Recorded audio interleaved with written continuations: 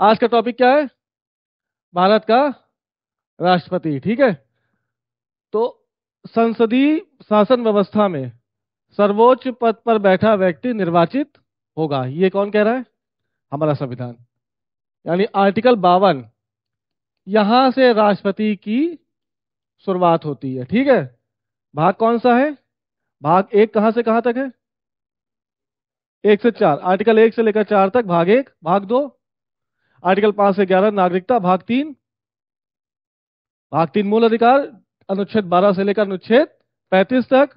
भाग चार, अनुच्छेद 36 से लेकर अनुच्छेद 51 तक। ठीक है। और भाग पांच, 52 से लेकर आने वाले समय में। ठीक है। देखो, यानी ये कौन सा पार्ट है? प्रेसिडेंट कहां पर है? भाग पांच में। संघ और उसकी कार्यपालिका, इसकी हेडिंग क्या है? संघ और उसकी कार्यपालिका। इस भाग पांच के तहत आज का टॉपिक क्या है? भारत का प्रेसिडेंट। ठीक है। तो अनुच्छेद 52 क्या कह रहा है? भारत का एक राष्ट्रपति होगा। देखो, अगर इसको अनुच्छेद वाइज पढ़ोगे तो चीजें क्लियर नहीं होंगी। जैसे क्या लिखा अनुच्छेद 52 में? भारत का एक राष्ट्रपति होगा। इसके जस्ट नीचे अनुच्छेद 53 क्या कह रहा है? कि संघ की समस्त कार्यपालिका शक्ति राष्ट्रपति में निहित होगी तथा उन समस्त शक्तियों का प्रयोग वह स्वयं या अपने अधीनस्थों के द्वारा करेगा। अब ये दोनों एक दूसरे से रिलेट दिख रहे हैं? नहीं दिख रहा ना। इसे 54 क्या कहेगा? 54 राष्ट्रपति के चुनाव के संबंध में आ जाएगा कि राष्ट्रपति का चुनाव एक निर्वाचक मंडल द्वारा किया जाएगा। पहले तो समझो कौन है भारत का राष्ट्रपति। उसके चुनने के लिए कुछ योग्यताएं होंगी। क्या किसी भी व्यक्ति को भारत का राष्ट्रपति बना दिया जाएगा? तो चुनने की व्यवस्था का उल्लेख कहाँ किया गया? अनुच्छेद 58 में। कोई भी व्यक्ति भारत का राष्ट्रपति कब बनेगा? जब वो कुछ योग्यताओं को पूरा कर रहा हो। वो योग्यताओं का उल्लेख कहाँ किया गया है? अनुच्छेद 58 में। कितनी योग्यताएं हैं? तीन योग्यताएं। पहला, वह भारत का नागरिक हो। दूसरा, उसने 35 वर्ष की आयु पूर्ण कर ली हो। और तीसरी शर्त, नहीं, वो शर्त है, वह लोकसभा का सदस्य निर्वाचित होने की योग्यता रखता हो।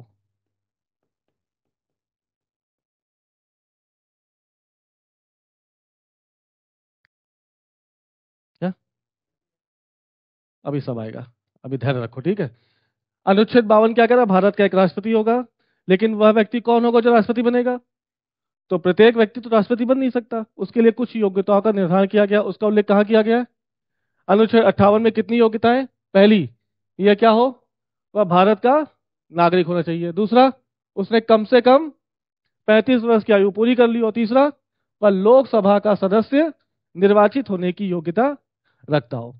क्या इन तीनों योग्यताओं के होने के बावजूद क्या प्रत्येक व्यक्ति भारत का राष्ट्रपति बन सकता है? जैसे हम मान लो, हम भारत के नागरिक हैं, 35 वर्ष की आयु पूरी कर ली, लोकसभा का सदस्य निर्वाचित होने की योग्यता भी रखते हैं। मान लो ये तीनों योग्यताएं हम पूरी कर रहे हैं, तो क्या हम राष्ट्रपति का चुनाव लड़ लेंगे? क्या होगा? इसके अलावा भी कुछ शर्तें हैं जिनका पालन करना अनिवार्य है। उन शर्तों का उल्लेख कहाँ किया गया है? 59। वो शर्त है। शर्त क्या है? इन सब योग्यताओं के होने के बावजूद भी उसने लाभ का पद धारण ना किया हो।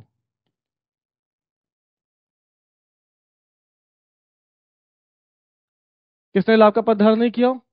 वह व्यक्ति जो राष्ट्रपति के चुनाव के लिए ये तीनों योग्यता रखता है, उसके बावजूद भी वह व्यक्ति लाभ के पद को धारण ना किया हो। क्या ये तीनों चारों चीजों के बाद भी कोई व्यक्ति राष्ट्रपति बन सकता है? अब क्या बचा? नहीं, वो तो है, चलो उसके बाद अभी बताएंगे क्या। ठीक है। ये लाभ का पद क्या होता है?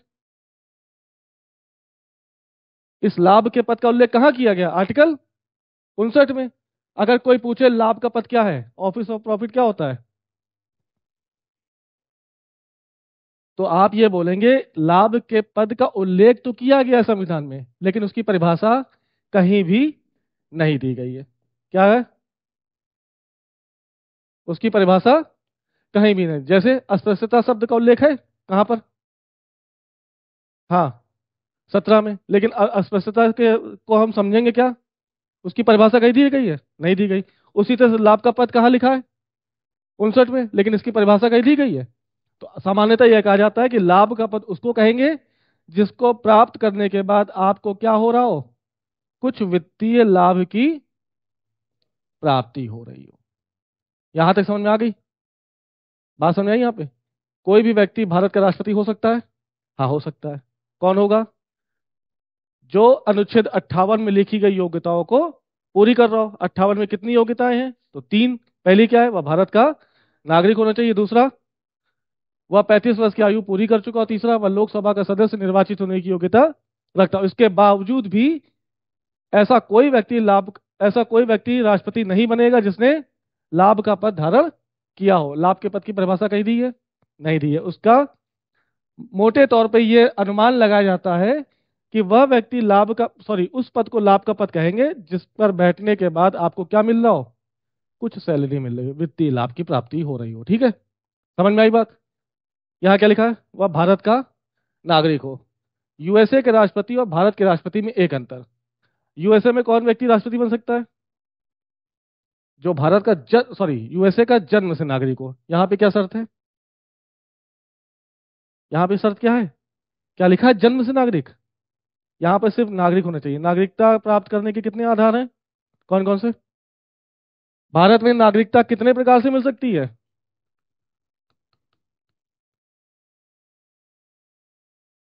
कितने आधार? एक, दो, तीन, चार और पांच। कौन कौन सा? पहला, बाय बर्थ। दूसरा, bye decent. Bye registration. Bye naturalisation. और बाय एक्विस्टेशन।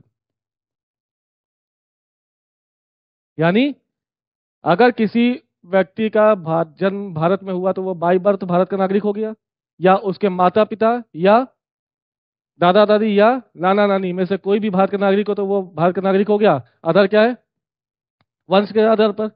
रजिस्ट्रेशन, कोई बाहर रह रहा है, भारत की नागरिकता प्राप्त करना चाहता है तो रजिस्ट्रेशन के माध्यम से भारत का नागरिक हो जाएगा। बाय नेचुरलाइजेशन मतलब कोई व्यक्ति जो भारत में है ही नहीं, उसका संबंध भारत से कहीं से दूर दूर तक नहीं है, लेकिन फिर भी अगर नागरिकता लेना चाहता है तो इस प्रोसेस के थ्रू वह नेचुरलाइजेशन के थ्रू भारत की नागरिकता प्राप्त कर लेगा। और चौथा, यदि भारत ने किसी क्षेत्र को अर्जित कर लिया, जीत लिया, तो वहां पे रहने वाले सभी व्यक्ति क्या हो जाएंगे? भारत के नागरिक। इन सभी आधार पर नागरिकता मिल रही है। राष्ट्रपति चुनने के लिए, राष्ट्रपति के पद को प्राप्त करने के लिए उसे सिर्फ क्या होना चाहिए? भारत का नागरिक। आधार चाहे ये हो, चाहे ये हो, चाहे ये हो, चाहे ये हो, चाहे। लेकिन यूएसए में यूएसए का राष्ट्रपति वही बनेगा जिसका जन्म कहाँ हुआ हो, यूएसए में। इन आधार पर यूएसए के राष्ट्रपति राष्ट्रपति के चुनाव में, यानी यूएसए का व्यक्ति राष्ट्रपति का चुनाव नहीं जीत पाएगा और राष्ट्रपति नहीं बन पाएगा। समझ में आ गई बात? इतनी बात समझ में आ गई? पक्का? आगे चले, देखो।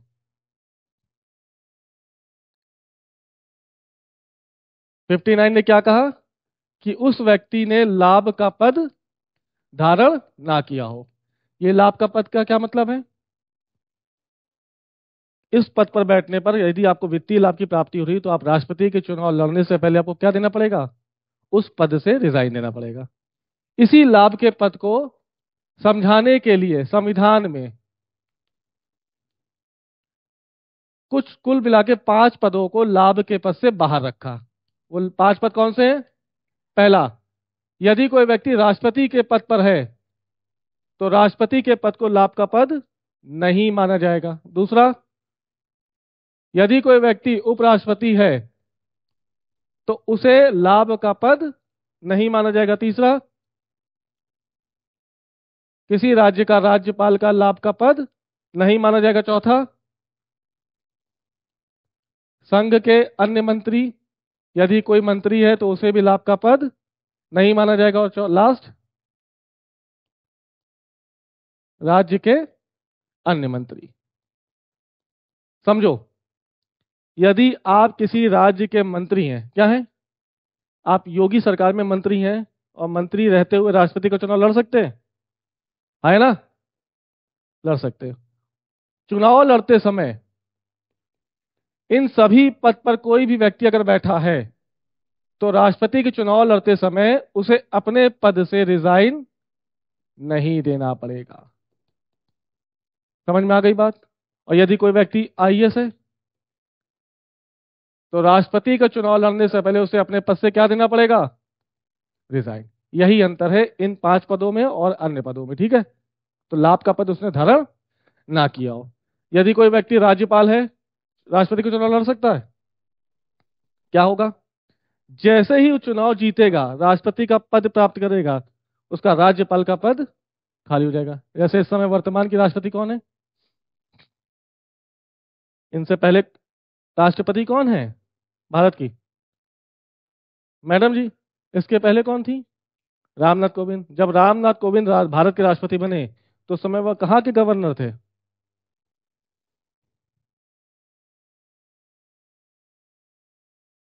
बिहार के। बिहार के गवर्नर पद पर रहते हुए उन्होंने चुनाव लड़ा। किसका? राष्ट्रपति का चुनाव जीता। और जैसे ही पद प्राप्त किया, उनके बिहार का गवर्नर का पद स्वतः क्या हो गया? खाली हो गया। समझ में आ गई बात? पक्का? अब देखो, अनुच्छेद 52 क्या कह रहा है? भारत का एक राष्ट्रपति होगा। इससे जुड़ा हुआ अनुच्छेद 58 क्या कह रहा है? राष्ट्रपति पद को प्राप्त करने की योग्यता। 59 क्या कह रहा है? शर्त। इन तीनों चीजों को प्राप्त इन सॉरी इन दोनों चीजों को यदि कोई व्यक्ति प्राप्त कर रहा है, तब वह व्यक्ति भारत का राष्ट्रपति बन सकता है। ठीक है, यहां तक समझ में आ गया ना? आप बताओ, अगर कोई व्यक्ति भारत का राष्ट्रपति होगा तो वो चुनाव होगा कि कैसे क्या होगा, मतलब उसका चुनाव होगा कि ऐसे मनोनीत होगा? राष्ट्रपति का चुनाव होगा। चुनाव करेगा कौन?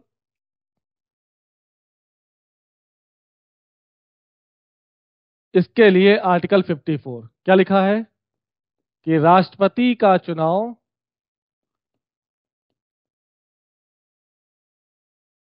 एक निर्वाचक मंडल द्वारा किया जाएगा।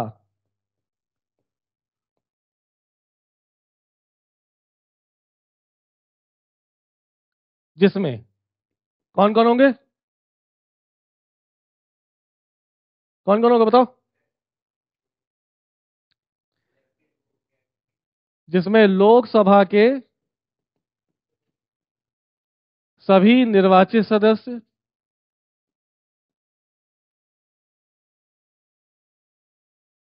राज्यसभा के सभी निर्वाचित सदस्य और राज्यों की विधानसभा के सभी कौन से सदस्य? निर्वाचित सदस्य। समझ में आई बात? राष्ट्रपति का चुनाव एक निर्वाचक मंडल द्वारा जीत किया जाएगा। उस निर्वाचक मंडल में कौन कौन होंगे? लोकसभा राज्यसभा के निर्वाचित सदस्य और राज्यों की विधानसभा के निर्वाचित सदस्य। क्या यहां पर कहीं भी यूटीज आई? क्या यहां पे यूनियन टेरिटरीज का उल्लेख हुआ? क्यों? अनुच्छेद 52 क्या कह रहा है? भारत का एक राष्ट्रपति होगा ना। भारत में क्या क्या है? 28 राज्य और केंद्र शासित प्रदेश भी हैं। तो राज्यों की तो चर्चा हो गई। यूनियन टेरिटरीज को राष्ट्रपति के चुनाव में भाग लेने की अनुमति क्यों नहीं दी गई? दिमाग लगाओ थोड़ा सा,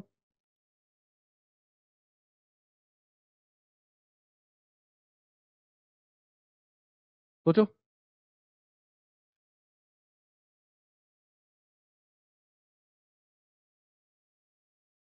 यार ये बताओ, क्या कभी यूनियन, इसका मतलब क्या है? अच्छा बताओ, क्या लिखा है इसका? केंद्र शासित प्रदेश एक ऐसा राज्य जो किसके द्वारा शासित हो रहा है? केंद्र द्वारा। यानी ऐसा क्षेत्र जो राष्ट्रपति द्वारा शासित हो रहा है, उसमें जो शासन कर रहा है वो राष्ट्रपति का कौन होगा? हे भगवान, तुम लोग क्या हो यार। यूटी का क्या मतलब है? केंद्र शासित प्रदेश या संघ शासित प्रदेश। इस संघ शासित प्रदेश का मतलब क्या है? उस प्रदेश पे विधानसभा नहीं शासित करेगी। कौन शासन कर रहा है? डायरेक्ट केंद्र से राष्ट्रपति द्वारा शासन हो रहा है। तो ऐसे क्षेत्रों पे राष्ट्रपति शासन डायरेक्ट करेगा? नहीं करेगा। वो किसको चुनेगा? प्रशासक को या लेफ्टिनेंट गवर्नर को, जो किसका प्रतिनिधित्व करेगा?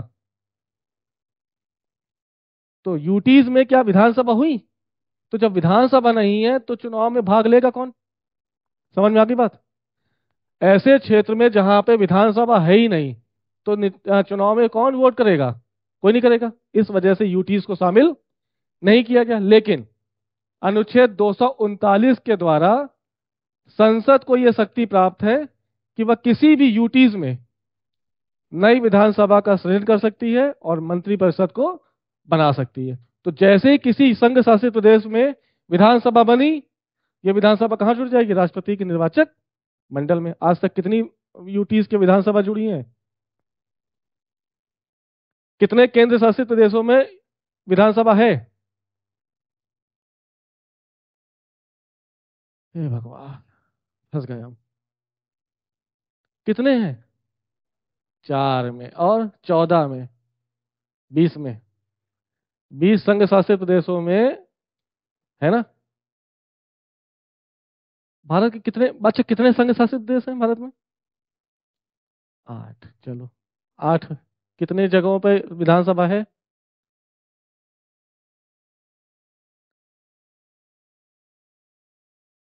अरे भगवान, किसने रोका है पढ़ने के लिए?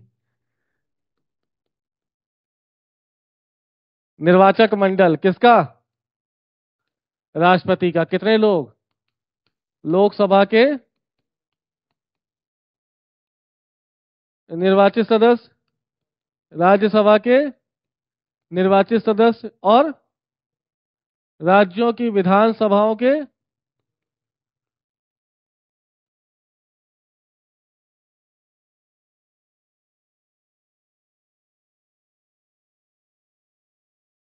और 17वें संविधान संशोधन द्वारा 1992 में किसको शक्ति प्राप्त है कि संघ शासित प्रदेश में विधानसभा का गठन किया जा सकता है? यह शक्ति किसको प्राप्त है? संसद को। अनुच्छेद 239। इस शक्ति का प्रयोग करके संसद ने 2 संघ शासित प्रदेशों में विधानसभा का गठन किया। वो दो प्रदेश कौन से हैं? दिल्ली और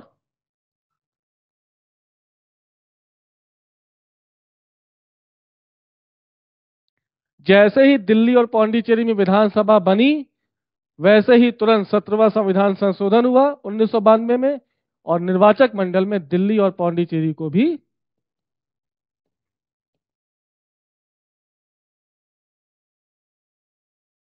को जोड़ दिया गया। तो वर्तमान में अगर पूछा जाए राष्ट्रपति के चुनाव में कौन कौन भाग लेता है, तो लोकसभा के निर्वाचित सदस्य, राज्यसभा के निर्वाचित सदस्य, राज्यों के विधानसभा के निर्वाचित सदस्य और दिल्ली और पौंडीचेरी की विधानसभा के निर्वाचित। ये दिल्ली और पौंडीचेरी कब जोड़ा गया? 17वां संविधान संशोधन 1992। जब पीवाईक्यू सॉल्व करोगे, हालांकि कोई पीवाईक्यू सॉल्व नहीं कर रहा, ठीक है, जब करोगे तब पता चलेगा ये सब क्वेश्चन पूछे गए हैं या नहीं पूछे गए। हवा में चल रही तैयारी, हवा में चल रहा पेपर। 12 अक्टूबर आएगा और क्या होगा पता नहीं, कितना बेहोश रहोगे यार तुम लोग। चलो, निर्वाचन मंडल समझ में आ गया? तुम्हारे मन में क्वेश्चन उठना चाहिए कि निर्वाचित सदस्य क्यों भाग लेते हैं? कुछ नहीं। अरे कुछ नहीं भैया, भैया तुम अपना फोन देखो पहले वहां पे। चलो आगे चलो, नहीं बताएंगे कुछ भी। नेक्स्ट देखो,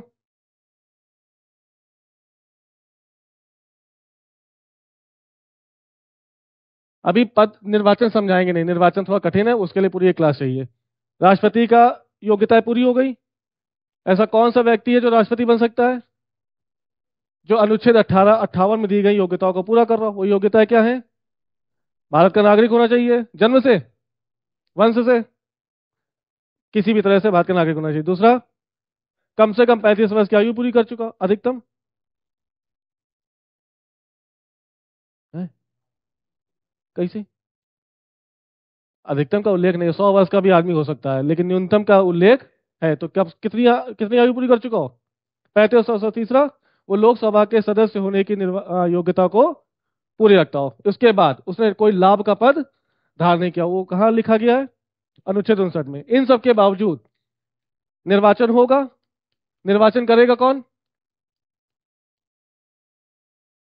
अरे यार, निर्वाचक मंडल बोलो ना। और निर्वाचक मंडल ने किसी व्यक्ति को चुना और राष्ट्रपति बना दिया, हाँ या ना? बन गया। राष्ट्रपति जैसे बना, कितने वर्ष के लिए? 5 वर्ष के लिए।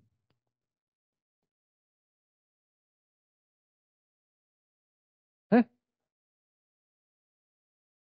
मतलब विपक्ष क्यों चुनेगा? विपक्ष वोट कर रहा है ना। लोकसभा के निर्वाचित सदस्य की संख्या कितनी है इस समय? ला हौल। मार दो तुम लोग भाई, कसम से। तैयारी है, यूपीएससी कोचिंग कर रहे हो, और राज्यसभा के निर्वाचित सदस्यों की संख्या कितनी है? 273।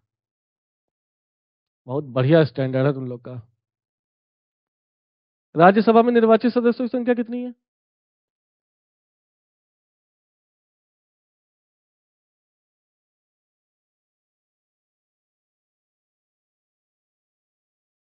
हे भगवान।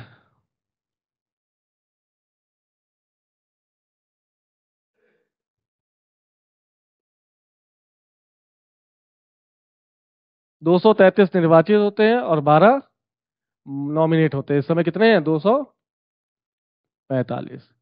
तो ये लोग भाग लेंगे, ये लोग भाग लेंगे, और राज्यों की विधानसभा के, स्टेट लेजिस्लेटिव असेंबली के निर्वाचित सदस्य भाग लेंगे। तो चुनाव में वोट तो दे रहे हैं, विपक्ष क्या चुनेगा? हाँ?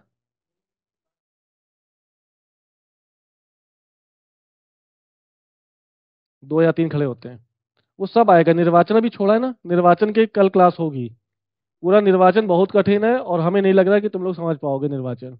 जब तुम लोग ये सब नहीं समझ पा रहे हो, सबसे कठिन काम है निर्वाचन।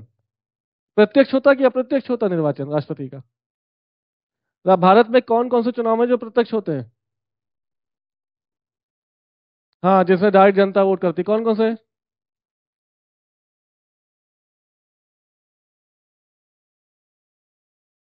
लोकसभा के हो गए, विधानसभा के हो गए, स्टेट लेजिस्लेटिव असेंबली, और बताओ। अरे हो तो गया लोकसभा। और लोकल बताओ ना कौन से? प्रधानी के चुनाव हो गए, और नगर पालिका के चुनाव हो गए। ये सारे चुनाव क्या होते हैं? प्रत्यक्ष। भारत में कितने चुनाव अप्रत्यक्ष होते हैं? किसके? अरे भगवान। प्रेसिडेंट, वाइस प्रेसिडेंट, और राज्यसभा के सदस्यों का। भारत में ये 3 है जिनका चुनाव कैसा होगा? अप्रत्यक्ष। यानी इसमें जनता डायरेक्ट भागीदारी नहीं करेगी, बल्कि इसमें जनता डायरेक्ट वोट करती है। इसमें जनता द्वारा चुने गए लोग वोट करते हैं। तो लोकसभा के निर्वाचित सदस्य भाग ले रहे कि नहीं ले रहे? लोकसभा के निर्वाचित सदस्यों को किसने निर्वाचित किया? हमने।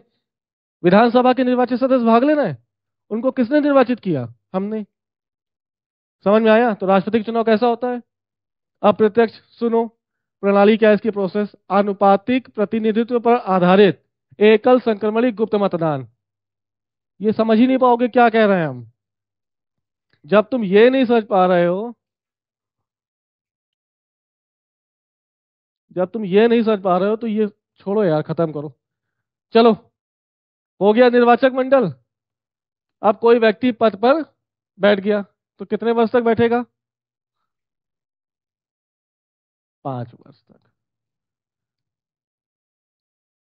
राष्ट्रपति को शपथ कौन दिलाएगा?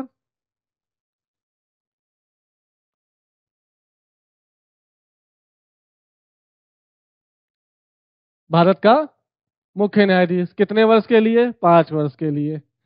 पद प्राप्त कर लिया है ना। शपथ लेता किसकी है? अच्छा, शपथ का उल्लेख कहां पर है? शपथ की कौन सी अनुसूची है जिसमें सभी लोगों की शपथ का उल्लेख किया गया है? कौन सी अनुसूची है भारत की? पहली, दूसरी, तीसरी, चौथी, 11वीं, 12वीं?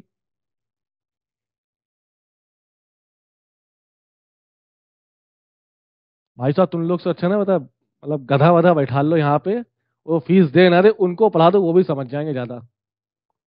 तो होने तो रिकॉर्ड, तुम बेइज्जती तो महसूस हो। सच बता रहे, सब गधे हो।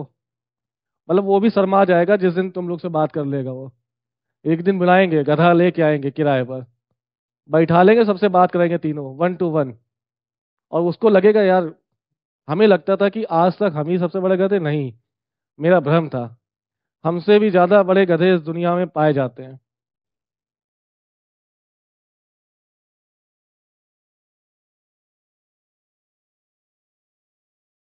तीसरी अनुसूची में शपथ का उल्लेख किया गया है। भारत के संविधान में 3 ऐसे पद हैं जिनका शपथ का उल्लेख अनुसूची में ना कर कर किसमें किया गया है? अनुच्छेदों में।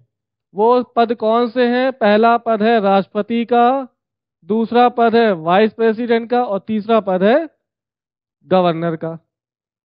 राष्ट्रपति की शपथ का उल्लेख कौन से अनुच्छेद में है? अनुच्छेद 60 में।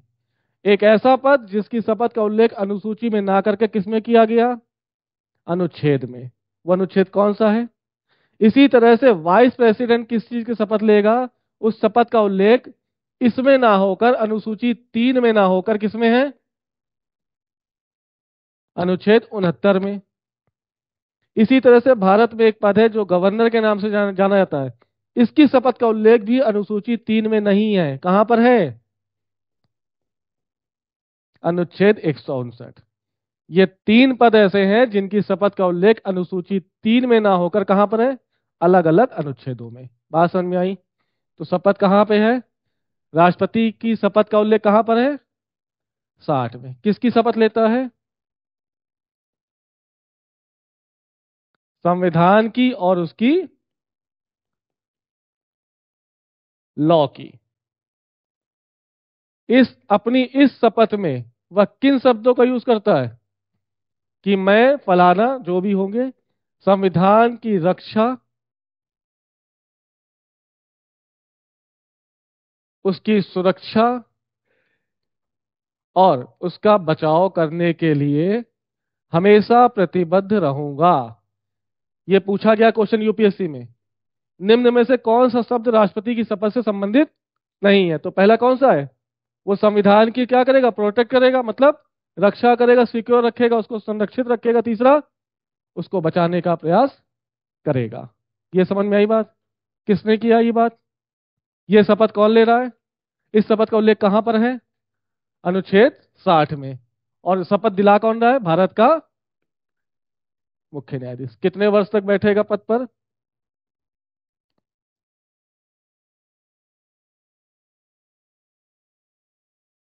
जब कोई व्यक्ति पद प्राप्त करेगा तो पद जाएगा भी, तो पद रिक्ति भी होगी होगी।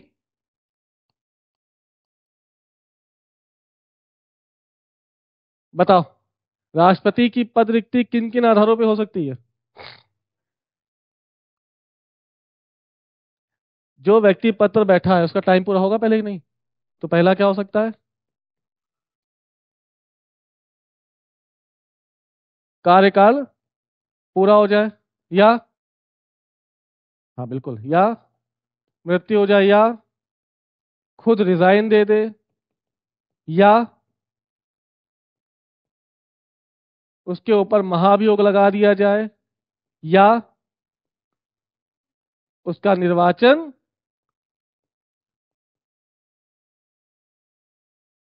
अवैध हो जाए। अवैध की जगह लिखो रद्द हो जाए। सोचो। अच्छा पहले ये बताओ, निर्वाचन रद्द करेगा कौन? ये शक्ति किसको दे रखी है? Supreme court. अनुच्छेद बताओ। राष्ट्रपति और उपराष्ट्रपति के निर्वाचन में यदि कोई विवाद हो जाए तो उस विवाद का निपटारा कौन करेगा? आर्टिकल। हे भगवान, ये सब कब याद रखोगे? पेपर कब है? 27,000 साल बाद भी यूपीएससी की परीक्षा दोगे ना तब भी नहीं होगा। चलो अब बताओ, सोचो, दिमाग लगाओ। राष्ट्रपति कितने वर्ष के लिए बैठा? 5 वर्ष के लिए। यानी मान लो आज की डेट क्या है? आज कौन सी तारीख है? कब तक बैठेगा? बता रहे हैं। कब तक बैठेगा? उसका आखिरी दिन कब है?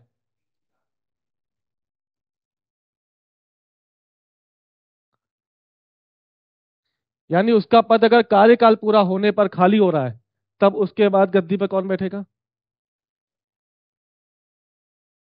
नहीं हो पाए, कार्यकाल पूरा होने से पहले चुनाव नहीं हो पाए तो कौन बैठेगा? बस नहीं नहीं नहीं नहीं, यही फंस। अगर चुनाव नहीं हो पाए, वैसे तो 5 वर्ष पूरा होने से पहले चुनाव हो जाना चाहिए, लेकिन किन्हीं कारणों से चुनाव नहीं हो पाया और उसका टाइम पूरा हो गया। कब? 5 वर्ष पूरे हो गए। तो उस पद पर कौन बैठेगा? उसका उत्तराधिकारी जब तक ना आ जाए वह उस पद पर बैठा रहेगा। समझ में आई बात? यदि राष्ट्रपति का पद उसके कार्यकाल पूरा होने पर खाली हो रहा है और चुनाव नहीं हुए तो वही व्यक्ति राष्ट्रपति के पद पर बैठा रहेगा। कब तक? जब तक उसका उत्तराधिकारी उस पद को ना प्राप्त कर ले। बाकी किसी अन्य आधार पर अगर पद खाली हो रहा है तो कौन बैठेगा?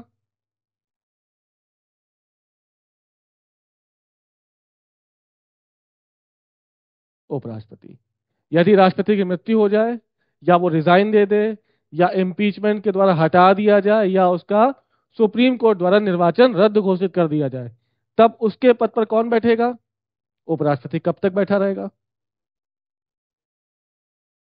वो चुनाव की क्या समय सीमा है? 6 माह के भीतर चुनाव करा लिए जाएंगे। यानी उपराष्ट्रपति अधिकतम कितने समय तक राष्ट्रपति के पद पर बैठेगा? 6 माह। और जैसे ही 6 माह के अंदर चुनाव हुए, कोई नया व्यक्ति राष्ट्रपति बना, ये वाइस प्रेसिडेंट कहां चले गए? वापस अपने उपराष्ट्रपति के पद पर। समझ में आ गई बात? पक्का? तो कार्यकाल पूरा होने पर यदि राष्ट्रपति का पद खाली हो रहा है तो कौन बैठेगा? वही व्यक्ति बैठा रहेगा जब तक कोई उसका उत्तराधिकारी ना आ जाए। बाकी अन्य आधार पर अगर राष्ट्रपति का पद खाली हो रहा है तो राष्ट्रपति के पद पर कौन बैठेगा? उपराष्ट्रपति। कब तक बैठा रहेगा? जब तक चुनाव नहीं हो जाएंगे। और जैसे चुनाव होंगे नया व्यक्ति राष्ट्रपति चुन लिया जाएगा। ये भाई जो राष्ट्रपति के पद पर बैठे हैं कहां चले जाएंगे? वापस उपराष्ट्रपति के पद पर वापस चले जाएंगे। समझ में आ गई बात यहां तक? पक्का? लिखो कुछ। नहीं लिखो, नहीं लिखो। अब सोचो।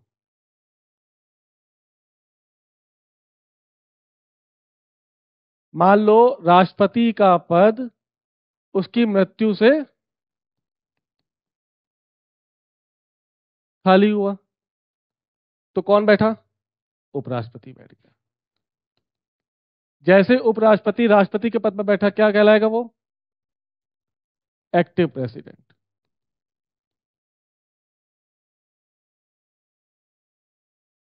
कब तक बैठेगा?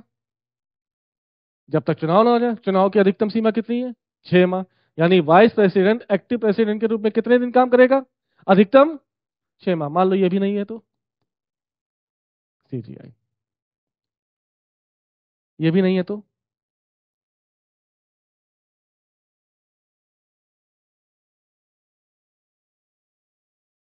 हाँ ठीक है, बिल्कुल कह सकते हो, लेकिन अभी तक संविधान में इसका उल्लेख नहीं है। देखो अनुच्छेद 70 कह रहा है। कौन सा?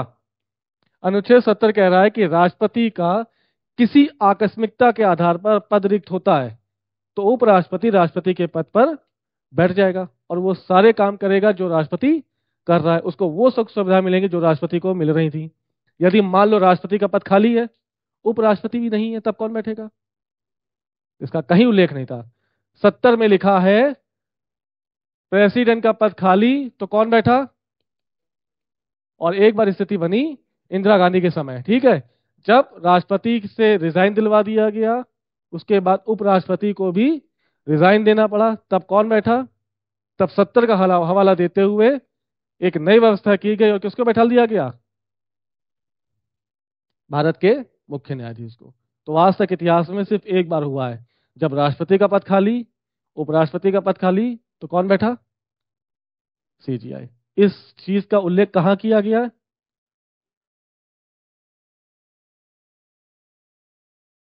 नहीं नहीं, इंदिरा गांधी ने मिसयूज किया ना अपनी पावर्स का। जैसे ही राष्ट्रपति ने उनकी बात मानने से इनकार कर दिया, तुरंत रिजाइन मान लिया, उनको रिजाइन देना पड़ा। उसके बाद जैसे वाइस प्रेसिडेंट आए, वो भी इनके कदमों पर चल रहे थे, उनसे भी रिजाइन दिलवा दिया गया। अब कौन बैठा?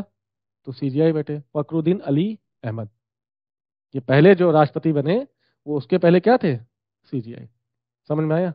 अब जैसे मान लो राष्ट्रपति बैठ गया गद्दी पर, राष्ट्रपति उतर गया, राष्ट्रपति की जगह कौन बैठेगा? तो जब वह वाइस प्रेसिडेंट प्रेसिडेंट के रूप में काम कर रहा है, तब वो राज्यसभा का सभापति नहीं रहेगा, तब वह उपराष्ट्रपति के रूप में काम नहीं करेगा। मान लो राष्ट्रपति का पद खाली, उपराष्ट्रपति का पद खाली, तो कौन बैठा? और जैसे सीजीआई राष्ट्रपति के पद के लिए बैठेगा, सीजीआई का काम कौन करेगा? हाँ, सुप्रीम कोर्ट का सीनियर जज। क्यों? क्योंकि सीजीआई कहां पर है? सीजीआई राष्ट्रपति के पदों का कर्तव्यों का निर्वहन कर रहे हैं। बात समझ आई? और जैसे कोई नया व्यक्ति राष्ट्रपति बनेगा, सीजीआई वापस कहां जाएंगे? अपने सुप्रीम कोर्ट। वाइस प्रेसिडेंट कहां चले जाएंगे? अपने राज्यसभा के सभापति के रूप में काम करने लगे। हाँ हाँ, वरिष्ठ न्यायाधीश। हाँ, बिल्कुल बिल्कुल, वो तब तक के लिए सीजीआई की तरह काम कर रहे होंगे जब तक सीजीआई राष्ट्रपति के लिए काम कर रहा है। और जैसे ही, हाँ, कौन परमानेंट हो गए?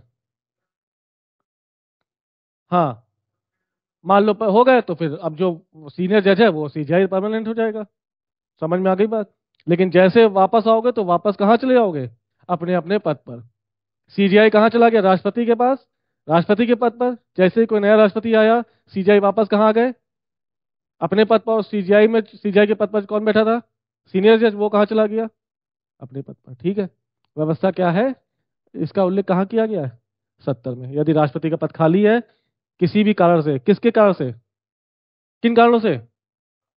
5 में से आखिरी के 4, कार्यकाल पूरा होने पर राष्ट्रपति के पद खाली है, तो कौन बैठेगा?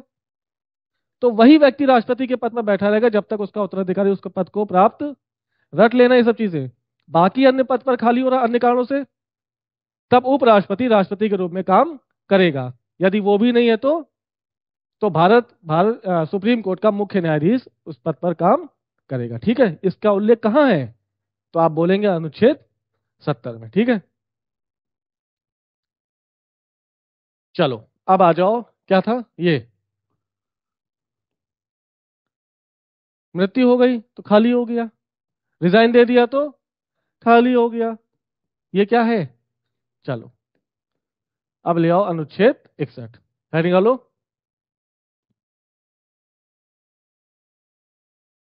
किसका उल्लेख कर रहा है? राष्ट्रपति पर महाभियोग की प्रक्रिया। राष्ट्रपति पर महाभियोग कब चलाया जाएगा? बिल्कुल, एक आधार है महाभियोग लगाने का, सिर्फ एक आधार। वो आधार क्या है? सिर्फ जब उसने संविधान का, किसने किया हो। कब कहोगे कि संविधान का उल्लंघन हुआ है? ये कब कहोगे कि राष्ट्रपति ने संविधान का उल्लंघन किया है? रजिस्टर खुला हो तुम्हारा ना? अच्छा आगे बताओ, ये कब कहोगे कि संविधान का उल्लंघन हुआ है राष्ट्रपति द्वारा? बताओ। अच्छा, कल तुमको कहा था ना पढ़ने के लिए। चलो, तुम तो पढ़ के आए हो, है ना? तुम भी पढ़ के आए हो। कब कहोगे कि राष्ट्रपति ने संविधान का उल्लंघन किया है? सिर्फ एक आधार, जब उसने अनुच्छेद 74 के तहत काम ना किया। और 74 क्या कह रहा है? कि राष्ट्रपति को सलाह देने के लिए एक मंत्रिपरिषद होगी और उस मंत्रिपरिषद की सलाह मानने के लिए राष्ट्रपति बाध्य है। ये कौन कह रहा है? और जैसे ही मंत्रिपरिषद द्वारा दी गई सलाह को राष्ट्रपति ने मानने से इनकार कर दिया, मंत्रिपरिषद क्या कहेगी? इनके ऊपर महाभियोग की प्रक्रिया शुरू कर दो। ठीक है, तो महाभियोग की प्रक्रिया चले, आगे चले। कहां पे लिखा है? अनुच्छेद 61। अब देखो, जैसे राष्ट्रपति ने मंत्रिपरिषद की सलाह मानने के लिए इनकार कर दिया, मंत्रिपरिषद किसको कहेगी कि इनके ऊपर महाभियोग की प्रक्रिया शुरू करो? राष्ट्रपति को कहेगी महाभियोग की प्रक्रिया शुरू करो। हाँ,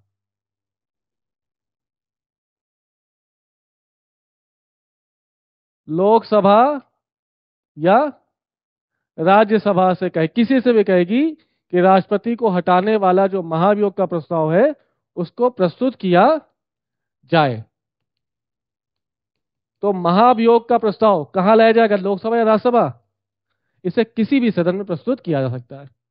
पहली शर्त क्या है? इसे किसी भी सदन में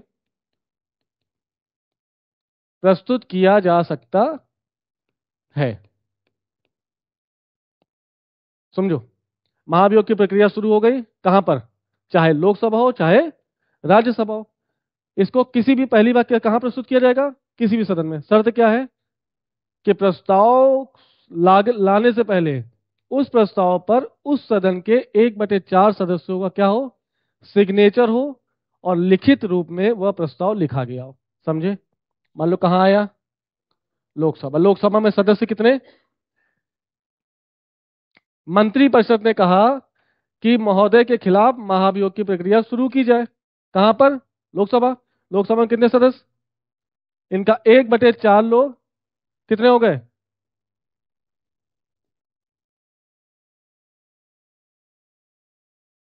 लगभग 136।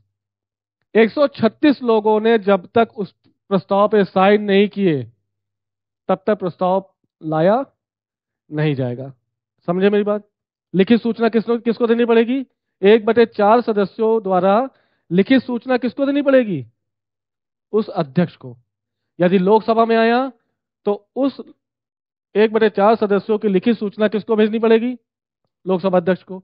यदि राज्यसभा में आया तो राज्यसभा में कितने सदस्य? इसके 1/4 कितने हो गए? 61 लोग लिखित सूचना किसको अवगत कराएंगे? राज्यसभा के सभापति को। फिर से सुनो, प्रक्रिया कहां शुरू की जाएगी? तो इसे किसी भी सदन में प्रस्तुत किया जा सकता। शर्त क्या है? जिस सदन में प्रस्तुत किया जा रहा है उसके 1/4 सदस्यों का हस्ताक्षर सहित लिखित प्रस्ताव किसको भेजना पड़ेगा? उस सदन के अध्यक्ष को या उस सदन के सभापति को। कितने दिन पूर्व? 14 दिन पूर्व। कितने दिन पूर्व? बात समझ में आई?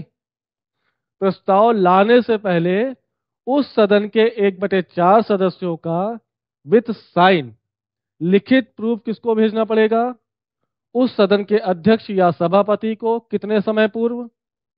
14 दिन पूर्व। ठीक है, प्रस्ताव आ गया। प्रस्ताव कहां आया? कहां लेके चले हम? तुम लोग जहां बताओ वहां पे। पहली बार कहां आया? लोकसभा। और लोकसभा में 1/4 सदस्यों के हस्ताक्षर के साथ लिखित सूचना कहां पहुंच गई? लोकसभा के अध्यक्ष के पास पहुंच गई। अध्यक्ष उस प्रस्ताव को प्रस्तुत करेगा कहां पर?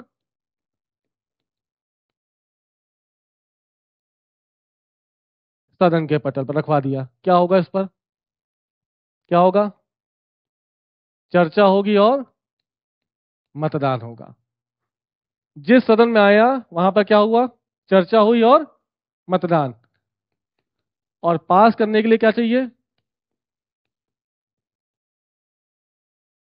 विशेष बहुमत। समझो, कितने सदस्य लोकसभा में? 543 सदस्य। इसमें सत्ता पक्ष के पास कितनी सीटें हैं? मान लो 280 करीब। ठीक है, और मंत्रिपरिषद की सलाह मानने के लिए कौन बाध्य है? राष्ट्रपति। और मंत्रिपरिषद की सलाह उसने मानी नहीं है तो क्या कहा गया? किसने संविधान का उल्लंघन किया। तो प्रस्ताव लाने के लिए प्रेशर कौन डाल रहा है? मंत्रिपरिषद। क्या मंत्रिपरिषद जो प्रेशर डाल रही है, क्या पूरा सदन उसको पास करने के लिए हाँ कहेगा?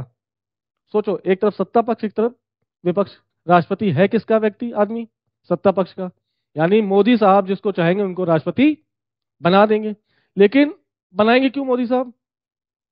ताकि मेरे सभी काम के तुरंत क्या कर दें, वो साइन कर दें और काम धीरे स्मूथली चलता रहे। लेकिन राष्ट्रपति की खिसक गई, मान लो वो कहे नहीं करूंगा साइन, तो दोनों के बीच क्या हो गया? एंटी। यानी मंत्रिपरिषद द्वारा दी गई सलाह को राष्ट्रपति बार बार क्या कर रहा है? इनकार कर रहा है। मोदी साहब क्या कहेंगे कि मैडम जी ने क्या किया, मेरी सलाह नहीं मानी, और अर्थात संविधान का उल्लंघन। तो ये मंत्रिपरिषद किसकी तरफ है? सत्ता पक्षी हो। लेकिन विपक्ष क्या कहेगा इस समय, इसी समय? बढ़िया, अरे मैडम और मना करो, ये जितने काम कर रहे हैं सब खराब कर रहे हैं, और मना करो, भड़काएंगे। अब सोचो, प्रस्ताव आ गया कहां पर? कहां पर? लोकसभा में। सत्ता पक्ष तो प्रस्ताव में पास कर देगी, साइन कर देगी, कि मोदी कहने पे। लेकिन राहुल गांधी कहने पर महाभियोग का प्रस्ताव पास होना कठिन है कि नहीं है? है कि नहीं? और चाहिए क्या, कितना होता है?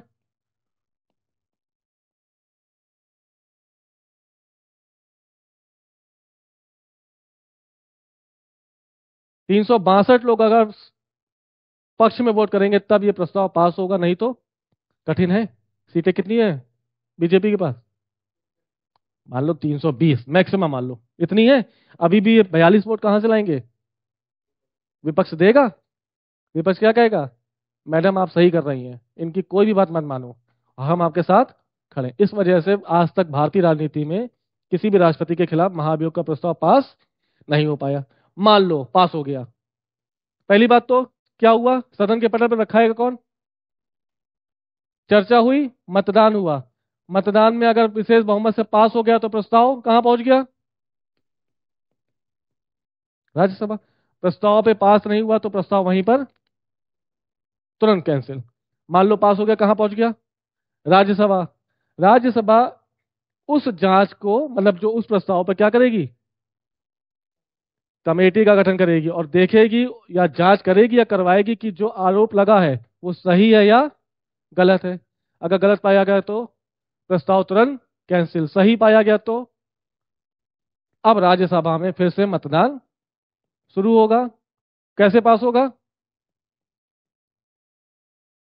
अगर 2/3 बहुमत से पास हो गया तो क्या हो गया? महाभियोग की प्रक्रिया पूरी हो गई और राष्ट्रपति का पद खाली। लेकिन राज्यसभा ने प्रस्ताव को फेल कर दिया, तब बात समझ में आ गई? कठिन है कि सरल है? महाभियोग की प्रक्रिया लागू करना और उसको पूरा करना कठिन है कि सरल है? कठिन है। सुनो, फिर से सुनो। महाभियोग कब लगेगा राष्ट्रपति के ऊपर? जब उसने संविधान का उल्लंघन किया हो। संविधान का उल्लंघन कहोगे कब? तो हम अनुच्छेद 74 को आधार बनाकर कहेंगे कि राष्ट्रपति ने संविधान का उल्लंघन किया। क्यों?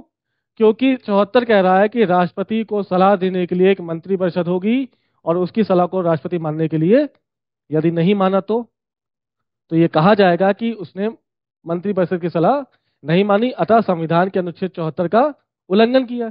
महोदय के खिलाफ क्या ले आओ? महाभियोग। ये सलाह कौन दे रहा है? मंत्रिपरिषद। क्योंकि मंत्रिपरिषद की सलाह नहीं मानी, यह प्रस्ताव कहां लाया जाएगा? किसी भी सदन में लाया जाएगा। लेकिन सदन में लाने से पहले उस सदन में जहां लाया जा रहा है उसके 1/4 सदस्यों का हस्ताक्षर सहित पूरा प्रस्ताव किसको पेश करना होगा? सदन के अध्यक्ष या सदन के सभापति को। यदि लोकसभा में आया तो 1/4 सदस्यों का हस्ताक्षर लेकर कहां पहुंचोगे? लोकसभा अध्यक्ष के पास। अध्यक्ष उस प्रस्ताव को सदन के पटल पर रखेगा, मतदान कराएगा। मतदान कैसे होगा? 2/3 यानी विशेष बहुमत से अगर पास तो मामला कहां चला गया? दूसरे सदन में। यदि पास नहीं हुआ तो प्रस्ताव वहीं पर कैंसिल। अगर मान लो प्रस्ताव पास हो गया तो कहां गया? राज्यसभा।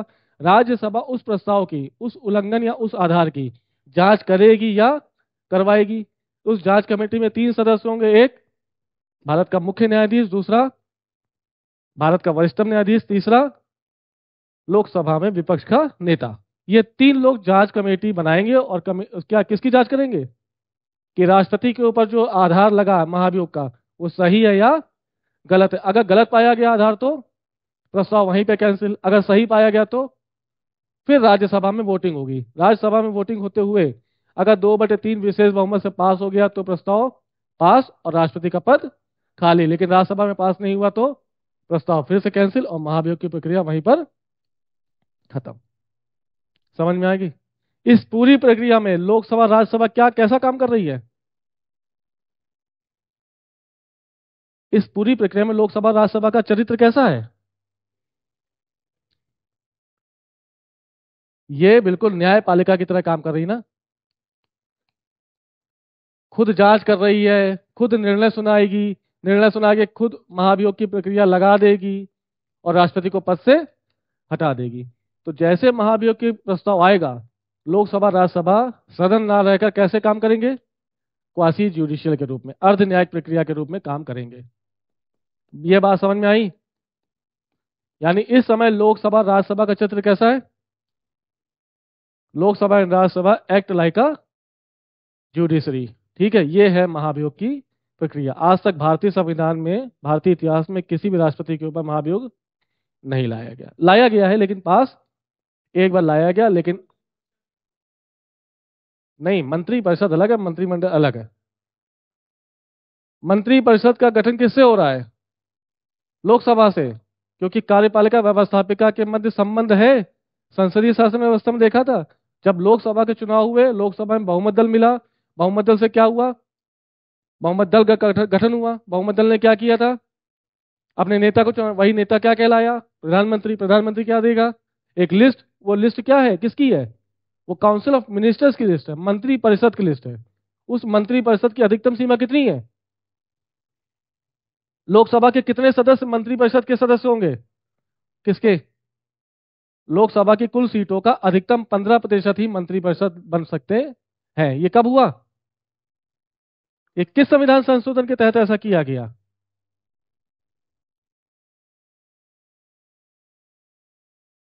91वें संविधान संशोधन के तहत 2003 में। और उस मंत्री परिषद का सबसे महत्वपूर्ण विभाग जिसको दिया गया वो क्या कहलाएगा? मंत्रिमंडल। तो मंत्री परिषद, ये मान लो वर्तमान में मंत्री परिषद की संख्या कितनी है? 82। इसमें जितने महत्वपूर्ण विभाग है, जैसे गृह विभाग, जैसे रक्षा, जैसे वित्त, जैसे सड़क एवं परिवहन, ये विभाग हैं। तो विभाग को होल्ड कौन कर रहा है? मंत्री। ये मंत्री जो महत्वपूर्ण विभाग को संभाल रहे हैं वो क्या कहलाते हैं? कैबिनेट मंत्री या नहीं, मंत्रिमंडल। मंत्री परिषद के अंदर मंत्री परिषद कितने होंगे टोटल? मंत्री परिषद की संख्या कितनी होगी? लोकसभा के कुल सदस्यों का 15%। यानी वो संख्या कितनी है? इसमें जो बहुत अत्यंत महत्वपूर्ण है वो कितने? मान लो 82 को तीन भागों में बांटो। जो सबसे महत्वपूर्ण विभाग है वो किसको दे दिए गए? कुछ अन्य मंत्रियों को। मान लो उनकी संख्या कितनी है? 30। इससे इनकी सहायता करने के लिए कुछ मंत्री होंगे, उनको किस नाम से जाना गया? और ये कौन है? और इनकी सहायता के लिए ये, और इनकी सहायता के लिए कौन है? उपमंत्री। ये 82 का कैटेगराइजेशन है, जिसमें से सबसे महत्वपूर्ण विभाग कौन सा है? मंत्रिमंडल, कैबिनेट। उससे कम, उससे कम, हाँ, ये तीनों नहीं, इसके लिए बाध्य है। मंत्री परिषद का उल्लेख है, मंत्रिमंडल का नहीं उल्लेख है। राष्ट्रपति मंत्री परिषद की सलाह मानने के लिए बाध्य है। हाँ, इससे ज्यादा नहीं होगा। समझे? और उसके अंदर काफी इंपॉर्टेंट विभाग किसके पास है? और इनकी सहायता करने के लिए कौन है?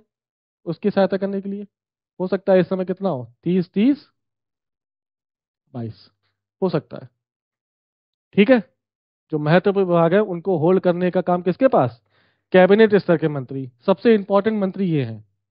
अगर तुलनात्मक रूप से देखा जाए कि इनमें सबसे इंपॉर्टेंट मंत्री कौन है, तो ये उससे कम, ये उससे कम। हालांकि ये सब आपस में क्या है? बहुत इंपॉर्टेंट है। क्यों? क्यों? मंत्रिपरिषद के सदस्य हैं ऑलरेडी, इंपॉर्टेंट हैं, लेकिन अगर इसके अंदर भी घुसो तो सबसे ज्यादा इंपॉर्टेंट कौन? उससे कम, उससे कम। ठीक है, ये महाभियोग की प्रक्रिया थी। बाकी कल चुनाव करेंगे, ध्यान से पढ़ना। कल मिलते हैं, ठीक है।